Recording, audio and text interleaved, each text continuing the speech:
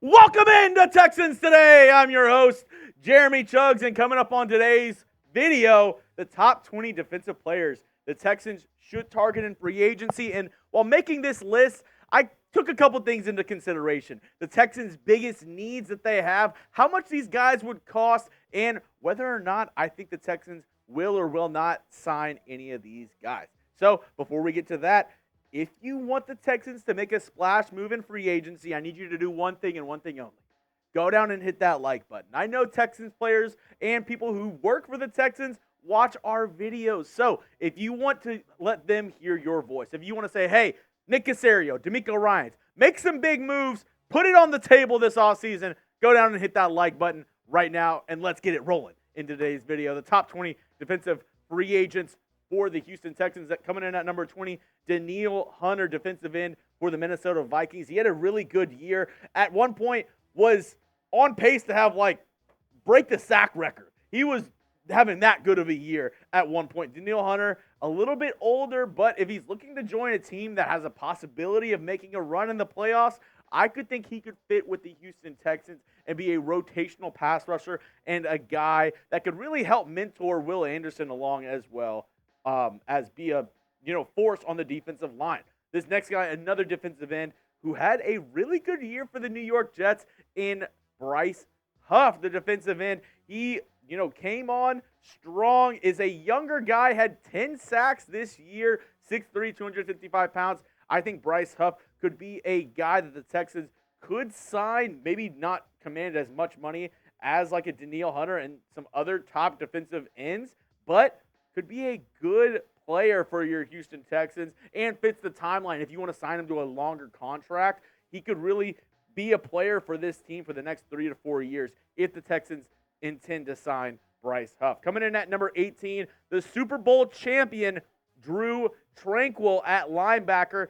Signed for a really cheap deal this offseason to the Kansas City Chiefs and proved to be one of their better linebackers. Played more than guys like Willie Gay. So Drue Tranquill could be in line for a little bit of a payday this offseason. And if the Texans aren't able to retain Blake Cashman and a couple of those guys, he could be a good player as well. Also, sidebar to this as well, I made this list not knowing any players the Texans are going to re-sign. I made this list not knowing who they would re-sign, who they might tag as well. So this, with all that in mind, this list is me thinking, okay, the Texans don't re-sign anybody, and these are guys that can replace those guys. With that being said, coming in at number 17 is another linebacker, Bobby Wagner from the Seattle Seahawks. He was with the Seahawks, with the Rams, went back to the Seahawks. Now he's a free agent again.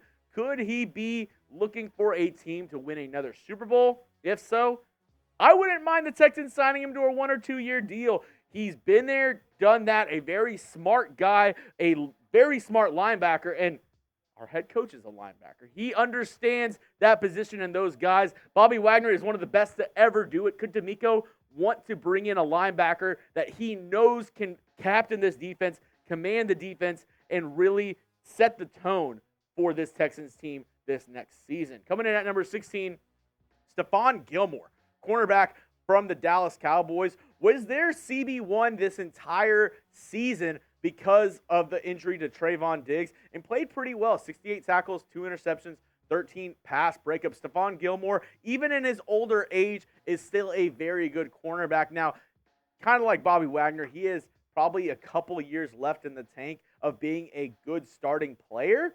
But if you're willing to sign him for a 1 or 2 year deal, then I wouldn't mind looking at Stephon Gilmore this offseason. And now, for me personally, I think it's by far the biggest need is defensive tackle for your Houston Texans. So I'm going to ask from these other 4 positions on the defense: linebacker, cornerback, safety, or defensive end.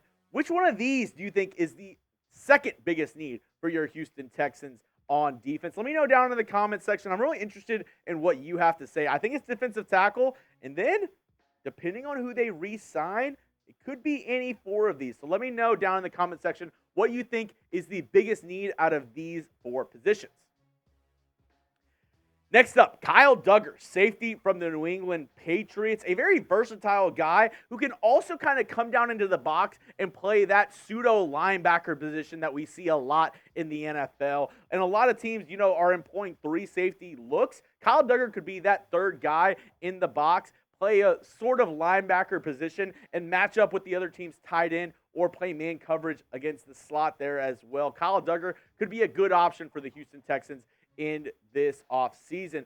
Same with Chidobe Awuzie, cornerback from the Cincinnati Bengals, has played well for them after being, walking from the Dallas Cowboys. This past season, 57 tackles, 0 interceptions, 6 pass breakups, is a really good defender, is a really good, cornerback with shadowing some of these guys. Doesn't have the ball skills as a couple other cornerbacks, but if the Texans brought him in and were able to maybe draft cornerback in the first 2 rounds, I wouldn't mind that at all. I think he brings very good depth, and he would be a very good addition to this Texans defense. Next up, defensive tackle, DJ Reader. Now, I've talked about him on prior videos, but he was drafted by the Texans. The Texans let him walk. He went to Cincinnati and has been their big guy in the middle ever since. He is now a free agent. The Texans have a big need at defensive tackle.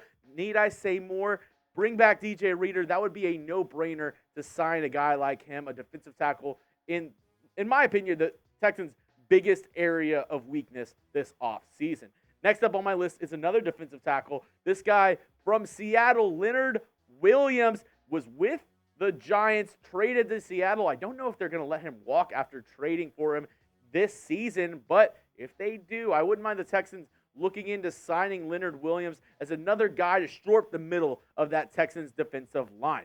This next guy, linebacker Patrick Queen, had a very good year. Now, he doesn't crack my top 10 because I think he could garner a lot of money in free agency, coming off arguably one of his best years of his career next to Roquan Smith. Do the Ravens break the bank after already trading for Roquan Smith? I don't know if they re-sign Patrick Queen. So if he's available, if the Texans don't re-sign Blake Cashman, I wouldn't mind a linebacking core of Patrick Queen, Christian Harris, and Henry To'oTo'o. I think that would be a pretty formidable trio for the Texans at the linebacker spot. Now, if you haven't already, go down and hit that sub button to get wall-to-wall Texans coverage all offseason long. Go down and hit that sub button. It's 100% free. You get Texans videos every single day, so there's really nothing to lose. We are the fastest growing Texans channel on YouTube, so if you want daily Texans content for free, go down and hit that sub button, or if you already subbed, go ahead and send this video to a couple Texans friends and viewers and say, hey, there's this guy named Jeremy Chuggs breaking down Texans news and rumors every single day.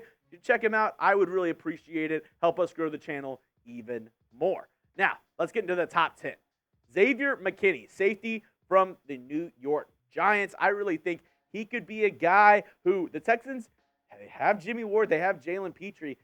I don't know if they really feel comfortable with that 1-2. Jimmy Ward was hurt a lot of last season. Jalen Petrie regressed a little bit. So I think safety could be another area of concern for the Houston Texans. Xavier McKinney would be a good fit in this Texans defense. Just like Frankie Louvu, linebacker from the Carolina Panthers, has put together a very good couple of years for the Carolina Panthers and made a name for himself. He is one of the top linebackers in free agency. Another young guy, 6'3", 236 pounds, can really fill those gaps in the run game and can defend the pass. So, 125 tackles, 5.5 sacks, 10 tackles for loss for Louvu. I really think he could be a good option at linebacker if the Texans are looking to upgrade that position. Another safety, this time from the Baltimore Ravens, Geno Stone. And you look at his stats, he had 7 interceptions this past season. The Ravens ran a lot of 3 safety looks. He was the third guy in that rotation, and he made the most of it. He looked really good on the number 1 defense in the entire NFL. And if you're ever looking to upgrade your team and look at free agents, it's usually a good idea to say, hey, this team had the number 1 defense in the NFL. Maybe we should sign one of those guys off of that defense and make our defense a little bit better. Geno Stone coming in at number 8 on my list. Next up is Josh Allen, the defensive end from the Jacksonville Jaguars. Now, I don't know if he even hits free agency. I think he might get franchise tagged at the end of the day.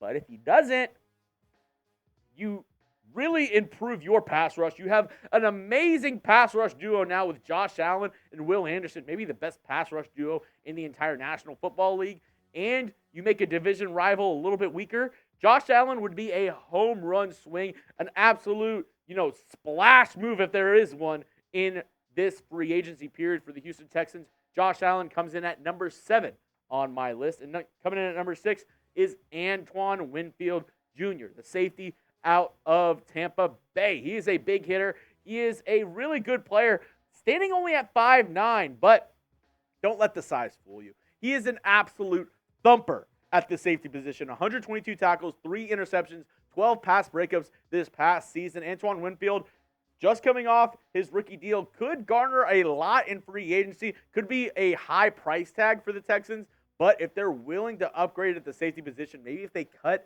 Jimmy Ward, Antoine Winfield is a name that you should keep in mind. Now, something else you should keep in mind is going over to our friends over at Fanatics and checking out the amazing deals they have for us. They have a link right here for you at chatsports.com/Texans sale. You can get all these items right here, all on sale right now. If you go to chatsports.com/Texans sale, these decals, a great buy if you're looking for something cheap for a Texans fan in your life and you say, hey, I just want to get them a little something nice. Go ahead and go check them out. If you have somebody whose birthday is coming up and they're a huge Texans fan, go check it out. Go to chatsports.com/Texans sale and see all the sale items they have over there with our friends over at Fanatics.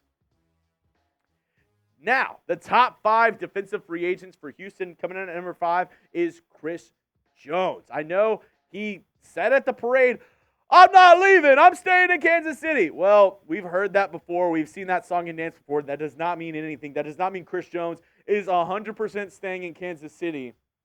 And if the Texans are able to lure him away from the Super Bowl champions, he has proven that he is a dominant force on the inside of a defensive line and arguably has been the best interior defensive lineman over the past 2 seasons. If the Texans can sign him, that would be a great deal. The only reason he comes in at number 5 is he's on the older side, and I do think that he's going to cost as much as all of these 4 next guys as well. So a little bit older, and he's still going to cost a lot. That's why he makes number 5 on my list. Now coming in at number 4 is Jalen Johnson, the cornerback from the Chicago Bears. I think he could be a good option opposite of Derek Stingley as well. I think Jalen Johnson has proven that he is a great corner in this league. You add him to this Texans secondary, all of a sudden you have a great 1-2 duo at the cornerback spot. Jalen Johnson, he's coming in at number 4 on my list. Now, coming in at number 3 is Christian Wilkins. I mean, he has really been the heart and soul of this Miami Dolphins defense. As we look at this past season for him, 65 tackles, 9 sacks, 10 tackles for loss, 1 forced fumble, 2 fumble recoveries.